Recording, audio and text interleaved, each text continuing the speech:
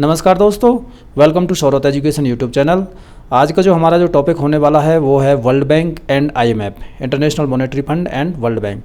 इन दोनों इंस्टीट्यूशंस के बारे में अच्छे से डिटेल एनालिसिस करेंगे, किस तरीके से काम करते हैं, इनकी वर्किंग प्रणाली क्या है, इनका कहाँ कहाँ पे फाइनेंशियल एड देते हैं, और पूरा डिटेल्स में एनालिसिस करेंगे इनको। ठीक है, तो बने रहिए हमारे साथ। शुरू करते हैं। शुरू में मैं वर्ल्ड बैंक शुरू करूँगा।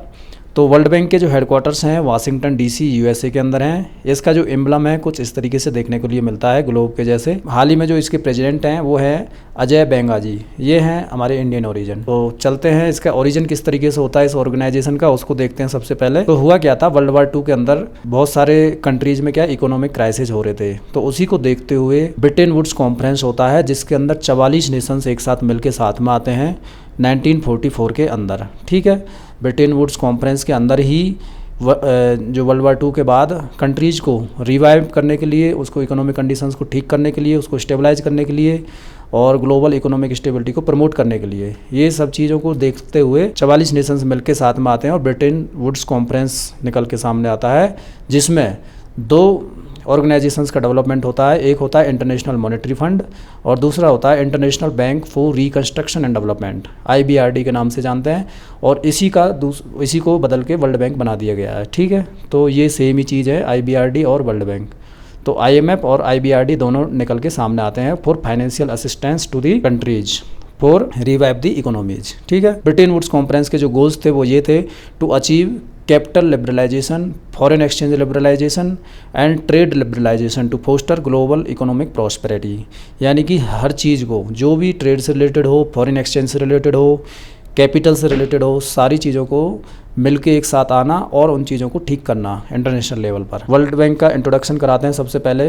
तो एक फाइनेंशियल इंस्टीट्यूशन है जो कि लोन प्रोवाइड करती है। ठीक है, ये लॉन्ग टर्म के लिए लोन प्रोवाइड करती है वर्ल्ड बैंक। ठीक है, world's largest source of funding देती है ये, और जिसका एम क्या है, जो डेवलपिंग नेशंस हैं उनको, उनके अंदर जो पॉवर्टी को रिड्यूस करना और सस्टेनेबल डेवलपमेंट्स गोल्स को प्रमोट करना। ठीक है, इसका जो मेन एम है वो यही है कि जितनी भी पॉवर्टी है उसको रिड्यूस करना और सस्टेनेबल जो डेवलपमेंट गोल्स हैं यूनाइटेड नेशंस के, उनको प्रमोट करना। ठीक है, it provides technical and financial support for projects in areas like health, education and infrastructure. ये सिर्फ फाइनेंशियल प्रोवाइड नहीं करती है, ये टेक्निकल सपोर्ट भी प्रोवाइड करती है। इसका ध्यान रखना है कौन से सेक्टर्स में, हेल्थ, एजुकेशन एंड इंफ्रास्ट्रक्चर। इसका मिशन है to end extreme poverty and boost shared prosperity on a liveable planet. ठीक है, तो मैंने अभी थोड़ी देर पहले बताया, इसका जो मेन एम वही है कि पॉवर्टी को रिड्यूस करना फॉर डेवलपिंग नेशंस के लिए और प्रॉस्पेरिटी को मेंटेन करके रखना। फिलहाल इसकी मेंबरशिप की बात करें तो 189 मेंबर्स कंट्रीज़ हैं फिलहाल इसके अंदर। और एक्टिविटीज़ में ये जो एक्टिविटीज़ करती है, सबसे पहले तो फाइनेंसिंग देती है, financial product to support developing project. जो भी बड़े बड़े जो प्रोजेक्ट्स होते हैं उनके अंदर ये लॉन्ग टर्म के लिए लॉन्ग टर्म फाइनेंस से जो लोन प्रोवाइड करती है। ठीक है, देन नॉलेज एंड रिसर्च का काम करती है, जितने भी फाइनेंशियल इंस्टीट्यूशंस के अंदर कौन सी पॉलिसीज़ लेके आनी चाहिए, कौन सी नहीं, तो उनके ऊपर ये क्या करती है, रिसर्च का काम करती है। ठीक है, और उसके बेसिस पे ही कंट्रीज़ को एडवाइज करती है कि इस तरीके से आप काम कर सकते हो। देन टेक्निकल एक्सपर्टीज वही सेम है, नॉलेज, रिसर्च एंड टेक्निकलिटी को समझना, लोगों के कंट्रीज़ के अंदर उनको प्रोजेक्ट्स के अंदर बताना कि भाई इस तरीके से आप अपने प्रोजेक्ट्स को चला सकते हो। ठीक है, उसके अंदर इम्प्लीमेंट कर सकते हो। देन फंडिंग, इसके अंदर क्या है, अब भाई किसी को फाइनेंस देना है तो फंडिंग तो चाहिए, तो जो जितने भी इसके जो मेंबर कंट्रीज़ हैं उसी से पैसा लेके लोगों में बांटती है दूसरे कंट्रीज़ में जिसको ज़रूरत होती है। और कैपिटल बॉन्ड्स भी ये इश्यू करती है। ठीक है, जिसकी हेल्प से क्या है, पूरा कैपिटल मार्केट्स को कवर करती है।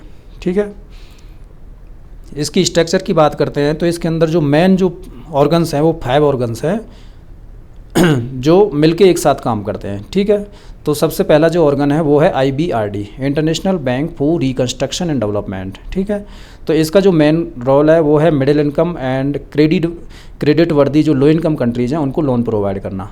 ठीक है, दूसरा जो निकल के आता है वो है IDA, इंटरनेशनल डेवलपमेंट एसोसिएशन।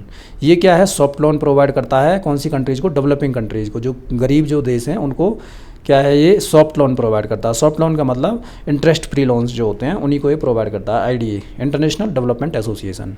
जो थर्ड जो इसका ऑर्गन है वो है इंटरनेशनल फाइनेंस कॉरपोरेशन। ये फोकस करता है प्राइवेट सेक्टर इन्वेस्टमेंट के ऊपर, ठीक है, जो कंट्रीज़ को, डेवलपिंग कंट्रीज़ को इन्वेस्टमेंट प्रोवाइड करता है प्राइवेट सेक्टर के अंदर, ठीक है। IFC, international finance corporation. 4th number पर जो निकल के आता है वो है मल्टीलेटरल इन्वेस्टमेंट गारंटी एजेंसी। ये इंक्रीज करता है फॉरेन डायरेक्ट इन्वेस्टमेंट को by providing political risk insurance. ये इंश्योरेंस मतलब अपनी तरफ से दे देता है कि भाई इसमें कोई रिस्क नहीं है, और उनको फॉरेन डायरेक्ट इन्वेस्टमेंट FDI जो बोलते हैं कंट्रीज़ को जो आती है, उसको ये प्रमोट करता है। मल्टीलेटरल इन्वेस्टमेंट गारंटी एजेंसी, मीगा के नाम से जानते हैं। और जो 5th नंबर पे है ICSID, international centre for settlement of investment disputes. जो भी कोई डिस्प्यूट्स निकल के सामने आते हैं लोन वगैरह के अंदर, तो उसको ये सेटल करने का काम करती है बॉडी। और इसके अंदर क्या है, आर्बिट्रेशन सर्विसेज, यानी कि कुछ कोर्ट्स टाइप से इसमें चलता है, वहीं पे ही सारे के सारे जो इश्यूज हैं वो रिजोल्व किए जाते हैं, ठीक है। तो ये वेरी इंपॉर्टेंट है, डायरेक्टली क्वेश्चन में आते हैं ये। IBRD, IDA, IFC, मीगा and ICSID, इसको पढ़ के जाना है ज़रूर, डायरेक्टली पूछे जाते हैं ये, ठीक है। नेक्स्ट चलते हैं, कुछ इंडाइसेज रिलीज करती है जो वर्ल्ड बैंक है, वो इम्पोर्टेंट है, ये बहुत ज़्यादा इंपॉर्टेंट है, डायरेक्टली क्वेश्चन में पूछते हैं इसको भी। तो सबसे जो पहला जो इंडाइसेज जो रिलीज करता है ये है ईज ऑफ डूइंग बिजनेस, ठीक है। दूसरा है world development report. Ease of doing business के अंदर ये बताते हैं कि कौन सी कंट्री के अंदर किस तरीके से मतलब रैंकिंग प्रोवाइड करते हैं कि कौन सी कंट्री में कितना आसान है बिजनेस करना, ठीक है। देन वर्ल्ड डेवलपमेंट रिपोर्ट निकालती है कि कौन सा कितना डेवलप हुआ है कंट्री, कौन सा नहीं हुआ, तो इसको निकालती है। ये दोनों जो रिपोर्ट्स निकालती है IBRD निकालती है, जो अभी मैंने इसके स्ट्रक्चर पढ़ाया था ना, तो ये IBRD जो इसमें थी, इसी को, यही जो बॉडी है ये वर्ल्ड बैंक के अंदर यही निकालती है, ठीक है। देन गिनी इंडेक्स निकालती है। देन लॉजिस्टिक्स परफॉर्मेंस इंडेक्स निकालती है, जो कि data on trades speed using large shipment data sets को देखते हुए लॉजिस्टिक्स परफॉर्मेंस इंडेक्स भी रिलीज करती है वर्ल्ड बैंक, ठीक है। इसमें ज़्यादा डिटेल में कुछ नहीं पूछते हैं, डायरेक्टली इंडेक्सेस के नाम दे देगा और कौन सी बॉडी निकालती है वही पूछते हैं डायरेक्टली, ठीक है। देन ह्यूमन कैपिटल इंडेक्स निकालती है। Then global remittance inflow report and global database of inflation. ये जो रिपोर्ट्स हैं ये सारी की सारी जो वर्ल्ड बैंक के अंडर में निकलती हैं, ठीक है। नेक्स्ट चलते हैं, ये वर्ल्ड बैंक यहीं पे ख़त्म होता है। अभी IMF के बारे में देखते हैं, जो दूसरा जो फाइनेंशियल इंस्टीट्यूशन है हमारा वर्ल्ड का, इसको बोलते हैं इंटरनेशनल मॉनेटरी फंड। इसके जो हेडक्वार्टर्स हैं सेम वाशिंगटन DC USA के अंदर ही है, और इसका जो एम्बलम कुछ इस तरीके से देखने को लिए मिलता है। और जो हाल ही में जो इसके प्रेसिडेंट हैं वो है क्रिस्टलिना जॉर्जिवा, ठीक है। तो इस तरीके से, अच्छा IMF और वर्ल्ड बैंक में क्या अंतर है, क्योंकि दोनों फाइनेंशियल इंस्टीट्यूशंस हैं, दोनों लोन प्रोवाइड करती हैं, तो दोनों में एक अंतर तो ये है कि जो IMF है ये शॉर्ट टर्म और मीडियम टर्म जो लोन जो प्रोवाइड करता है IMF, और जो वर्ल्ड बैंक है वो लॉन्ग टर्म के लिए जो अपना लोन प्रोवाइड करता है कंट्रीज़ को। दूसरा है IMF क्या है, जब भी किसी भी कंट्री को जो लोन देता है तो उससे पहले वो उसकी जो पॉलिसीज़ है कंट्री की, उनके ऊपर ये डिटेल एनालिसिस करते हैं, उसके बाद ही उस कंट्री को लोन प्रोवाइड करते हैं, और अपने हिसाब से उसकी जो पॉलिसीज़ है उनको चेंज करनी होती हैं। ऐसा नहीं है कि भाई आपका बैलेंस ऑफ क्राइसिस हो गया और आप IMF के पास गए, IMF ऐसे डायरेक्टली लोन नहीं देता है, वो कुछ जो पॉलिसीज़ हैं उसमें चेंज करेगा, अपने हिसाब से उसको मॉडिफाई करेगा, उसके बाद ही लोन प्रोवाइड करेगा। वर्ल्ड बैंक के अंदर ऐसा नहीं है, वर्ल्ड बैंक डायरेक्टली आपको लोन प्रोवाइड कर देता है। तो इस तरीके से इनमें थोड़ा अंतर देखने के लिए मिल सकता है, ठीक है। नेक्स्ट चलते हैं, ओरिजिन है, आपको मैंने पहले ही बता दिया, सेम ब्रिटेन वुड्स को जो कॉन्फ्रेंस है उसी से ये दोनों वर्ल्ड बैंक और IMF दोनों निकल के आते हैं, जिसके अंदर 44 नॉन कम्युनिस्ट कंट्रीज जो साथ में मिलकर ये निकालती हैं, ठीक है। और ये ज़रूरत क्यों पड़ी, एक तो great depression and world war 2। Great depression हुआ था 1930 के अंदर अमेरिका के अंदर, बैलेंस ऑफ क्राइसिस की जो इशू आए थे, उसके बाद वर्ल्ड वार 2 के अंदर आपको पता ही होगा कि किस तरीके से जो इकोनॉमी जो है कोलैप्स करना शुरू हो गई थी। तो उसी को देखते हुए क्या वर्ल्ड ब्रिटेन वुड्स कॉन्फ्रेंस होता है, जिसके अंदर दोनों IMF और वर्ल्ड बैंक दोनों फाइनेंशियल इंस्टीट्यूशंस को डेवलपमेंट होता है, ठीक है। इसके जो फाउंडिंग प्रिंसिपल्स हैं उसको देख लेते हैं। The conference aim to avoid repeat of competitive devaluation, foster global economic growth and promote financial stability. यही मैंने अभी पढ़ा है कि इन चीज़ों को देखने के लिए ही ये क्या है, इन दोनों फाइनेंशियल इंस्टीट्यूशंस का डेवलपमेंट होता है, ठीक है।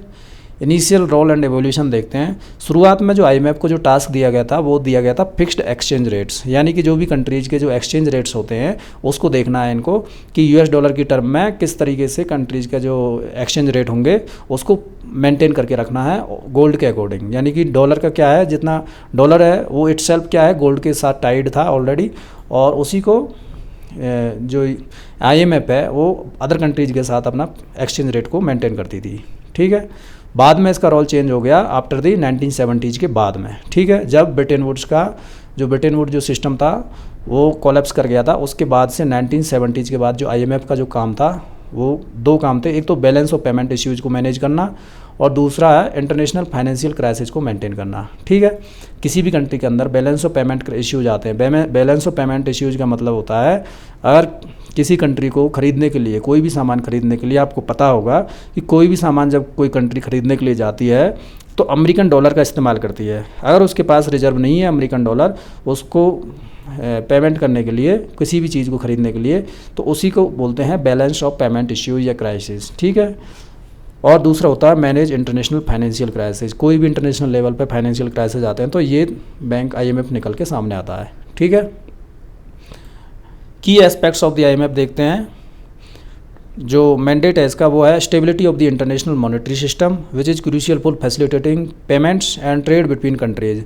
मतलब बेसिकली इसका जो मेन रोल है वो यही है कि किसी कंट्री के ट्रेड रुकने नहीं चाहिए, उसी को मैनेज करके चलना है। ठीक है, मेंबरशिप की बात करते हैं तो इसके अंदर 191 मेंबर्स है अभी फ़िलहाल की डेट में, और फंडिंग जो इनको प्रोवाइड होती है वो होती है जो भी इसके मेंबर कंट्रीज़ हैं वो सभी मिलके फंडिंग देते हैं इसको, और जो ये बॉन्ड्स वगैरह भी इशू करते हैं तो उसी से ही ये अपना फंडिंग लेते हैं और दूसरी कंट्रीज़ को फंडिंग देते हैं जो कि इसकी मेंबर कंट्रीज़ हैं, और किसके लिए, potential balance of payment problems को रिजोल्व करने के लिए।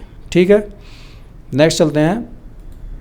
जो कोर एक्टिविटीज़ है इसकी वो देखते हैं इसका मेन रोल क्या है। एक तो सर्विलांस का मतलब है कि जितने भी फाइनेंशियल पॉलिसीज़ हैं कि कौन सी कंट्री में किस तरीके से चल रही है उनको सर्विलांस करना, मतलब कोई प्रॉब्लम तो नहीं है, कोई इशू तो नहीं है, उनकी पॉलिसीज़ में कोई दिक्कत तो नहीं है, उसी चीज़ को देखने का ये काम करती है। ठीक है, सभी कंट्रीज़ का, और इंटरनेशनल लेवल पर उनको एडवाइस भी प्रोवाइड करती है। दूसरा लैंडिंग मतलब उसको लोन प्रोवाइड करती है, short term to medium term loans. ये लॉन्ग टर्म लोन प्रोवाइड नहीं करते हैं, ये इंपॉर्टेंट है। लॉन्ग टर्म में क्यों है, वर्ल्ड बैंक देती है। ठीक है, और किसी भी कंट्री के अंदर बैलेंस ऑफ पेमेंट जो इश्यूज आते हैं उनको रिजोल्व करती है। और ये जो लोन होते हैं वो अभी मैंने थोड़ी देर पहले बताया, आईएमएफ के अंदर जो लोन दिए जाते हैं वो ज़्यादा टाइड होते हैं, मतलब these loans are often tied to economic policy reforms within the recipient country. यानी कि कोई भी लोन अगर आईएमएफ से लेती है कंट्री तो कंट्री को क्या है उसके पॉलिसी में रिफॉर्म्स करना पड़ेंगे। ठीक है, आईएमएफ के अकॉर्डिंग, तो तभी ये लोन मिलेंगे आपको। तो ये एक इसमें इश्यू निकल के सामने आता है। देन कैपेसिटी डेवलपमेंट का काम करती है ये, providing policy advice, offering training for public officials and sharing data and analysis to help build institutional capacity. ये सिर्फ लोन ही प्रोवाइड नहीं करती, ये क्या करती है पॉलिसीज़ में भी एडवाइस प्रोवाइड करती है कि इस तरीके से आप अपनी कंट्री के अंदर पॉलिसीज़ लेके आ सकते हो।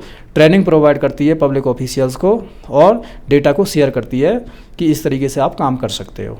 ठीक है, कुछ इंडाइसेस भी रिलीज करती है आईएमएफ भी, सेम जैसे वर्ल्ड बैंक निकालती है। तो सबसे जो इम्पोर्टेंट है वो है वर्ल्ड इकोनॉमिक आउटलुक रिपोर्ट। ठीक है, दूसरा है ग्लोबल फाइनेंशियल स्टेबिलिटी रिपोर्ट, कि कौन सी कंट्री कितनी स्टेबल है उसी को देखने का काम करती है, global financial stability report. Then physical monitor निकालती है, देन एक्सटर्नल सेक्टर रिपोर्ट। इस तरीके से 4 जो रिपोर्ट्स पब्लिश करती है। तो ये इंपॉर्टेंट है, ये डायरेक्टली क्वेश्चन आते हैं इनके उसमें। तो वर्ल्ड इकोनॉमिक आउटलुक रिपोर्ट हो गया, ग्लोबल फाइनेंशियल स्टेबिलिटी रिपोर्ट हो गया, फिजिकल मॉनिटर हो गया, और एक्सटर्नल सेक्टर रिपोर्ट हो गया। ठीक है, तो ये आज का टॉपिक यहीं पे ख़त्म होता है। कोई इश्यू हो तो आप कमेंट सेक्शन में डाल सकते हो। जय हिंद, जय भारत।